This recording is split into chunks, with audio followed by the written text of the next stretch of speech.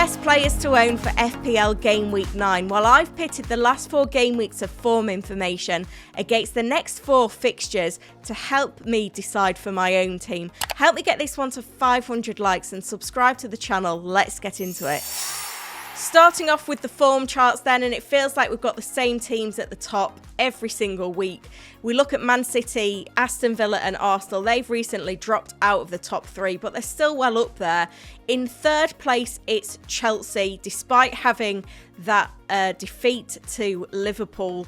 Liverpool, with the win against Chelsea, actually takes them ahead into second place.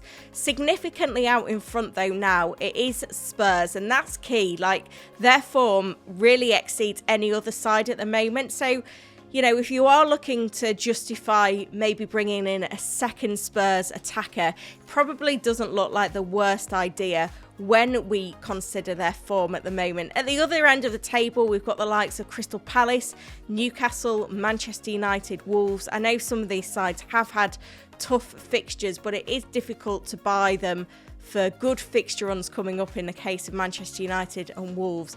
We've not significantly seen that form in recent games. Moving on to the fixture charts now then, and this is filtered by attack using a Fantasy Football Hub fixture ticker. You can access this yourself with a 7-day free trial using the link in the description to this one. We see the likes of Newcastle, Bournemouth, Southampton and Chelsea and Brighton, to be fair, and Liverpool towards the bottom of this. There isn't a massive range between the fixtures at the moment, but let's see what's going on at the other end. A couple of promoted teams moving up, Leicester City and Ipswich Town. Slightly ahead of those, though, it is Manchester United taking top spot, West Ham away, Chelsea at home, Leicester at home and Ipswich away. So 2 promoted teams in there in the next 4 game weeks.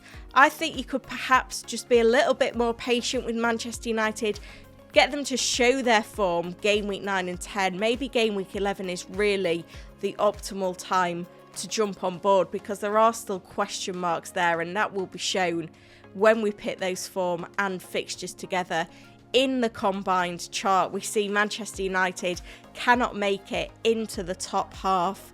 Overall, we've got teams like Newcastle, Southampton, Crystal Palace languishing towards the bottom. But what's going on at the top? Well, you know, the likes of Chelsea, they're up there. Liverpool and Aston Villa doing pretty well as well. Arsenal stay in third place, and, you know, that's significant if you may be a Saka owner and you're hopeful that he will be available for game week 9 and you're wondering whether to keep or sell. I think if you want to be invested in Arsenal, Saka is the player that ultimately you want. So there is an argument to holding him. Manchester City in second place. I know it's very difficult to get that second attacker in alongside Haaland because it's a minutes question. And I think if you've not got that second attacker for Southampton at home, when are you really going to go there? Because that's the opportunity to take the punt with a Foden or a De Bruyne. But there's so many question marks at the moment. Spurs are in top spot though, and they're significantly out in front. So as I mentioned already, maybe doubling up on the Spurs attackers could be justified at the moment. So let's have a look. If we are buying a Spurs attacker, where do we go? Now, last week I did speak about James Maddison, but I think given his half-time substitution, he's out of the equation. Of the cheap players, Brennan Johnson is the one that certainly is attractive. 4 goal involvements in the last 4 game weeks for him. And 90 minutes back-to-back games as well is especially significant. He's clearly a favourite of Postecoglou and really thriving in this era. I do still like the security that you get for Solanke at his price point now.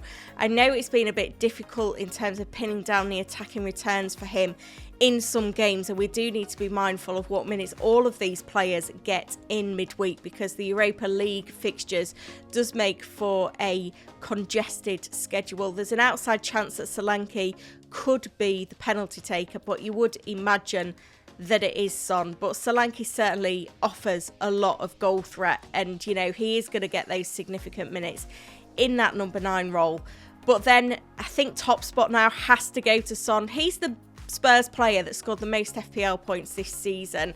He has got 3 goals and 3 assists. They've all come in the form of double-digit hauls. 4-0 at home to Everton, he scored twice. 3-1 at home to Brentford, he got 2 assists. And we were thinking at that point that maybe it was his creativity that was going to come to the fore this season.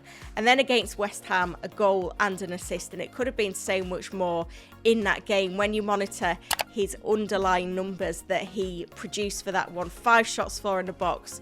Johnson himself, to be fair, got 5 shots, 5 in the box as well. Yeah, I do like Son.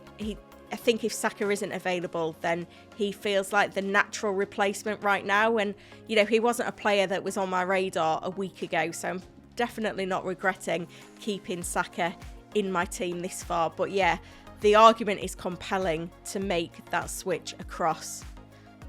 If you've enjoyed this video, help me get it to 500 likes. Subscribe to the channel as well. I'll be back later in the week with the experts team and, of course, the deadline stream on Friday. So make sure you're hitting the notify button for that one.